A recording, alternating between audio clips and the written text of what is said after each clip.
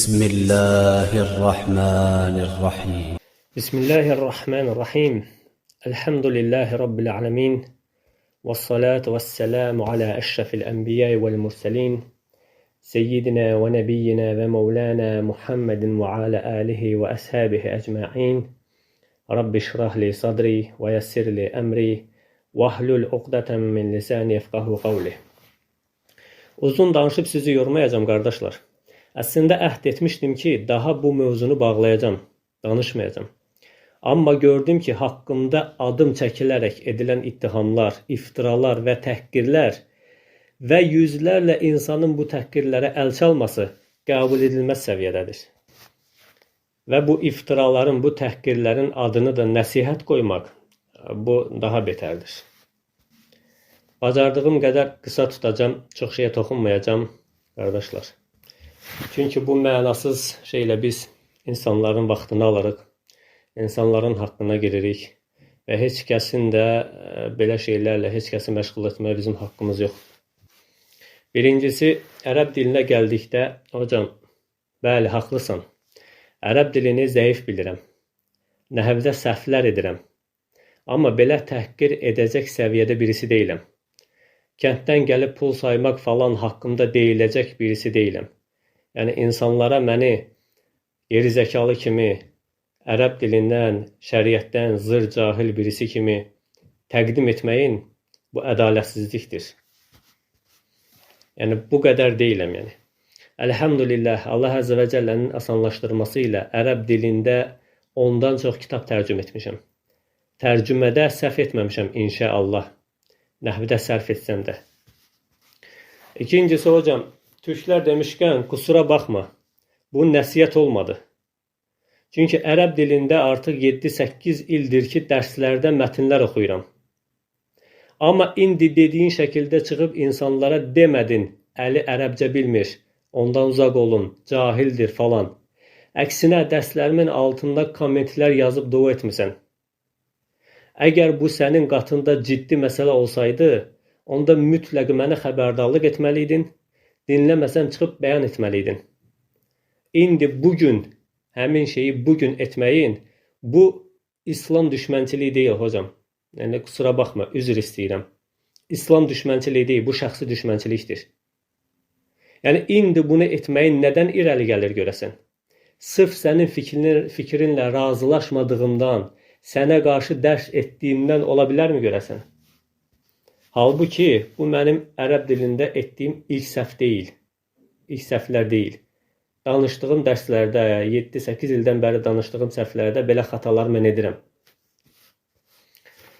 Üçüncüsü, hocam, mən bu şeyləri deməkdə həqiqətən əziyyət çəkirəm. Həqiqətən utanıram, mənə ağırdır. Amma məcburam. Mənə elə şeylərdə ittiham edirsən ki, mən başqa çıxış yolu tapa bilmirəm.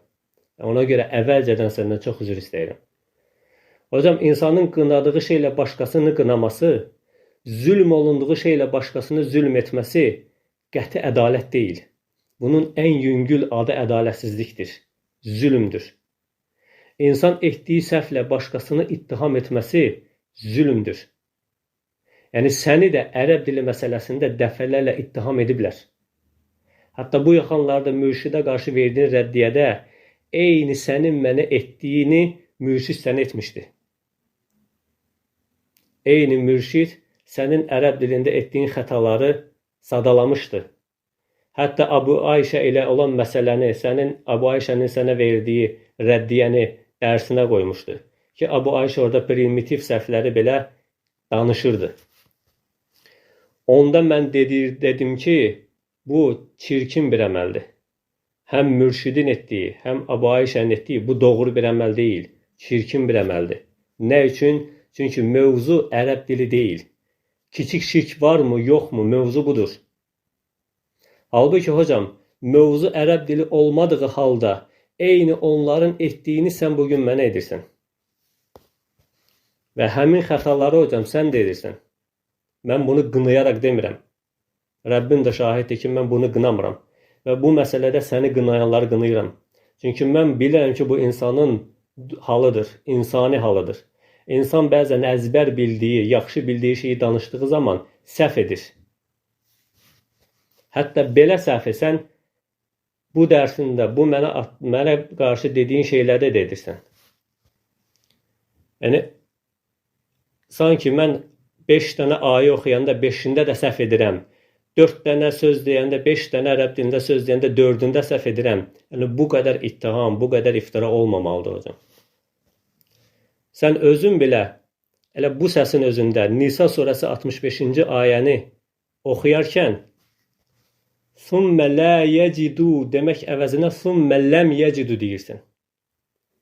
ثُمَّ لَمْ يَجِدُوا deyirsən. Halbuki bu hərəkə səhvi deyil. Bu, mənanı, ayətin mənasını təhrif etməkdir. Bu, əslində ərəb qrammatikasında çox ciddi bir səhvdir. Darul nədvadan danışanda darul nədva deyirsən. Halbuki sən özün də çox gözəl bilirsən ki, bu həm təcvid elmində, həm ərəb dilinin 1-ci kitabında bu keçilir. 1-ci kitabında 1-ci sinif uşaqlarına keçilir ki, şəmsi hərflərin önündə əlifləm gələrsə, ləm hərfi silinir, həmin hərfdə şəddələşir. Darul nədva. Yenə də halbuki deyirəm ki, Rəbbim şahiddir ki, kim buna görə səni qınıyarsa, mən həmin kəsi qınıyıram. Çünki mən yaxşı bilirəm ki, sən bunları bilirsən. Sadəcə danışıqda insan özündən də asılmadan belə şeylər edir. Ya bunu ona görə dedim ki, əgər bu nəsihətdirsə, hocam, bəli, din nəsihətdir. Nəsihətdirsə, eyni nəsihəti mən də sənə edirəm. Eyni nəsihəti mən də sənə edirəm ki, bu mənim də haqqımdır. Amma mən bunu nəsihət qəbul etmirəm. Bunu özümə yaraşdırmıram. Yaraşdırmaya sənə deyirəm ki, mənim üçün bu çirkin bir işdir. Hər bir halda eybi yox. Sənin mənə etdiyin zülm, mənə etdiyin yaxşılığın, öyrətdiyin elmin yanında dəryadakı damcı kimidir. Haqqım sənə qiyamətə qədər halaldır. Mənə şəriətdən öyrətdiyin bir üsul qaydası, bir cümlə, ömrümün axırına qədər mənə etdiyin və edəcəyin zülmdən daha qiymətlidir mənim üçün. Qiyamətə qədər haqqım halaldır, istədiyini et.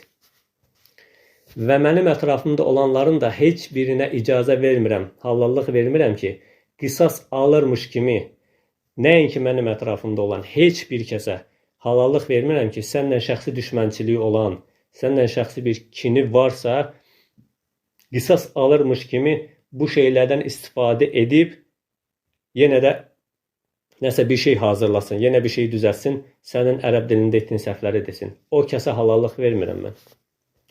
Amma onlar o hərəkət edəndə mən demişim ki, bu çox çirkin bir işdir, bunu etmək olmaz. İkinci məsələ hocam, ictihad məsələsi. Yəni, yenə üzr istəyirəm, mən ictihad etməkdən Allaha sığınıram. Və yenə də hocam, etdiyiniz şeylə məni ittiham edirsiniz. Özünüz etdiyiniz şeylə məni ittiham edirsiniz. İxtilaf olmadan, iddia olmadan, ittiham olmadan da mühakimə, təhakkum olur sözü sırf sizin ictihadınızdır. Sizin bu məsələdə sələfiniz yoxdur. Bu məsələyə cühud küfrü deməyiniz, rahibdən qeybi soruşmaq kimi küfrlə əlaqələndirməniz və indiki dərsinizdə dediyiniz, nə bilim, dua ilə, duada xuşu, sakit səslə dua, heç bir əlaqəsi olmayan şeylərlə əlaqələndirərək müsəlmanları sırf bu səhv ictihadla təkfir etməyiniz, müsəlmanlara bu hökmü verməyiniz sırf sizin ictihadınızdır. Bu məsələdə sizin sələfiniz yoxdur. Və sırf bu ictihadınızla tövhid əhlini təkfir edirsiniz. Tağıta küfr edən, mühakimənin dinin əslini pozan əməl olduğuna etiqad edən və buna etiqad etməyənlər də təkfir edən müsəlman toplumunu sırf öz ictihadınızla təkfir edirsiniz. Və deyirsiniz ki, ağır məsələlərdən danışırsan. Ağır məsələlər haqqında demişdim, danışma. Yəni, bunu sırf sizə cavab verdiyim üçün bunu deyirsiniz. Halbuki mən bəlkə də bundan da ağır məsələlərdən danışmışam, etiraz etməmisiniz. Savunma məsələsindən danışmışam, heç də bu məsələdən yüngül məsələ deyil. Dəfələrlə danışmışam, heç birinə etiraz etməmisiniz. Heç birinə deməmisiniz ki, danışma bu məsələdən. Üçüncüsü hocam, deyirsiniz ki, mənim sözümlə insanlar şübhəyə düşür. Tək siz demirsiniz, başqaları da. Deyir ki, sən belə danışdın, sənin sözünlə gedəcəklər, tağda mühakim olacaqlar, gedəcəklər, orada küfr edəcəklər, belə olacaq, elə olacaq. Mənim dediyim sözdən kimsə azırsa, o mənim məsuliyyətim deyil hocam. Mən dediyim sözdən məsulam. İnsanların mənim sözümdən başa düşməsindən məsul deyiləm. Bu şəriətlə belədir. Allah Əzzə və Cəllə içki haqqında buyuranda ki, iman gətirib Allah yolunda cihad edənlərə yeyib içdiklərində günah yoxdur. Sahabə belə, Qudamə bin Məzun radiyallahu anhu ətrafındakilarla birlikdə bu ayəni səhv başa düşüb içki içmişdilər. Amma heç bir üzürlü olmadı. Bu sırf onların günahıydı. Muhammed bin Abdülvahhab rahiməhullah, mən Əhməd Bədəvinin, Abdülqadir Qeylaninin qəbrindəki bütə ibadət edənlər təkfir etmirəm dediyi zaman nə xata etməmişdi, nə küfr etməmişdi. Onun sözündən istifadə edərək, onun sözünü bayraq edərək bugün şirk edənlərə müsəlman deyənlər küfr edirlər, kafirdirlər. İbn Teymiyyə rahiməhullahın Gulət cəhmilər haqqında mən sizin dediyinizi desəydim kafir olardım, amma sizi təkfir etmirəm çünki siz cahilsiniz dediyi sözü ilə xata etməmişdi, küfr də etməmişdi. Amma onun sözünü bugün götürüb, bugün şirk edənlərə müsəlman deyənlər kafirdirlər. Və bunların bu sözlər kafir olmasının məsuliyyətini nə Muhammed İbn Əl-Vahhab daşımır, nə İbn Teymiyyə daşımır. Həzmi məsələsinə gəldikdə hocam, siz danışanda insanlar elə bilir ki, mən şeyxin adından yalan danışıram. Deyirsiniz ki, Həzmi deyir ki, tağutun məhkəməsində ixtilafı çözmək küfürdür. Yəni, sanki biz əksini deyirik. Sanki tağutun məhkəməsində ixtilafı çözmək küfür deyil deyirik biz. Sanki biz deyirik ki, anlaşma varsa, ixtilaf yoxdursa, tağuta mühakim olmaq olar. Belə deyənə, əgər biz deyiriksə belə deyənə Allahın, mələklərin, lənət edə bilən hər kəsin lənət olsun. Bu iftiradır. Siz bizə iftira atırsınız. Elə deyənin Allah dilini qurusun, əgər biz belə deyiriksə. Şeyx Həzmi rahiməhullah ixtilaf olmadığı halda mühakimənin olmadığını deyir. Eynisini də biz deyirik. Sən isə hocam, bu sözə görə bizi təkfir edirsən, şeyxi təkfir etmirsən, sırf bu sözə görə bizi təkfir edirsən. Sonra deyirsən ki, Həzmini səhv başa düşüblər. Və öz əqidənlə, özünün indi etiqad etdiyin bu əqidənlə Həzminin sözünə açıqlama verirsən. Deyirsən ki, sözünün məğzi budur. Məğzini açıqlama, qardaş. Niyə əziyyət çəkirsən? Sən hələ Həzminin, Şeyx Həzmi Hafizəllahın sözünü tərcümə edib qoymamısan. Kəlimə, mənim dərsin sonunda yerləşdirdiyim sözü kəlimə tərcümə elə çəkil kənara. İnsanlar necə istəyir başa düşəcəklər. Ki, onda biləcəklər, mən səhv deyirəm, yoxsa iftira atıram, yoxsa düz deyirəm. Bəyən, mən harada demişəm ki, Şeyx Həzmi anlaşmalı boşanma üçün tağuta mühakiməni küfür görmür. Yəni, bu nə əzəmətli bir iftiradır. Mən Şeyx Həzminin sözünü o yerdə demişəm ki, ixtilaf olmadan mühakimə yoxdur. Hədisi dəlil gətirmişəm. Əbu Şirey hədisini və demişəm ki, Şeyx Həzmi də bu Əbu Şirey hədisi haqqında belə deyir və bu da haqdır. Deyirsən ki, buradakı küfrün illəti 3 şeydir. Yəni, bunları keçən nəfədə danışdıq. Yəni, uzun danışmağa ehtiyac yoxdur. Hakim seçmək, hökm istəmək, hökmə razı olmaq. Birincisi, bu məsələdə sələfin yoxdur. İkincisi, bu illətlər müstəqil ayrı-ayrılıqda illət deyil. Dua ilə etdiyim bu səhv qiyas kimi xuşu və səssiz illəti kimi deyil. Bu illətlər bir-birindən törəyən illətlərdir. Birincisi olmadığı zaman digərlərinin olması mümkün deyil. Hökm istəmək üçün hakim seçilməlidir. Hakim seçmək üçün isə mütləq ixtilaf olmalıdır, iddia olmalıdır, ittiham olmalıdır. Keçən dərsdə də dediyim kimi, şəriətdə aralarında ixtilaf olan və ya şikayət olan kəslər arasında hökm verən, xüsuməti qərara bağlayan kəsdir hakim. Təriflərdən bunu izah etmişəm ki, şəriətdə hakim kimdir? Şəriətdə bir dənə də nəql ola bilməz ki, 2 nəfər ixtilaf etməyib, şikayət yoxdur, özlərini hakim seçib mühakim olublar. Bu nə şəriətlə, nə tarixlə, nə əqillə mümkün deyil. Hökmə razı olmaq üçün hökm verilməlidir. Hökm vermək üçün hakim olmalıdır. Hakim seçmək üçünsə də mütləq iddia olmalıdır, ittiham olmalıdır. Bu olmadığı müddətcə hakim mühakimə qurmur.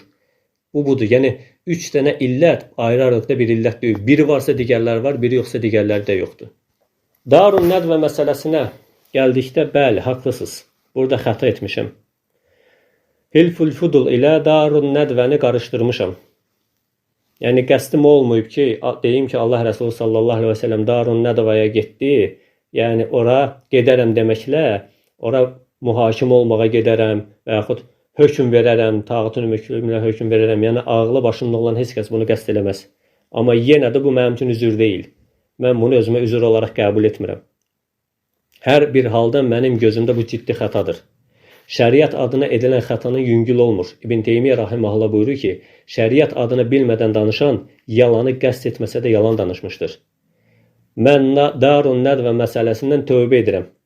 Bəriyəm bu sözündən. Qardaşlara da xahiş edəcəm ki, həmin hissəni silsinlər. Amma əqidəmizə gəldikdə yenə deyirəm və yenə deyirik. İxtilaf olmadığı müddətcə, ittiham, iddia olmadığı müddətcə bir şeyin mühakimə adlandırılması şəriətlə mümkün deyil. Bu sözün sələfi yoxdur. Bu sözün sələfi yoxdur. Kimsə gedib orada küfr edəcəksə, ora gedib, orada nə bilim, ərizə yazacaq, qol çəkəcək, belə olacaq, elə olacaq. Bunu edən hər kəs kafirdir. Onu edən hard etməsindən asılı olmayaraq, küfr edən kafirdir. Amma onun kafir olmasının səbəbi, onun kafir olması tağda mühakimə olduğu üçün deyil. Məsələ budur. Sübhanək Allahumma və bihamdik. Əşhədu an la ilahə illə ənt. Əstəğfiruka və etûbü ileyk.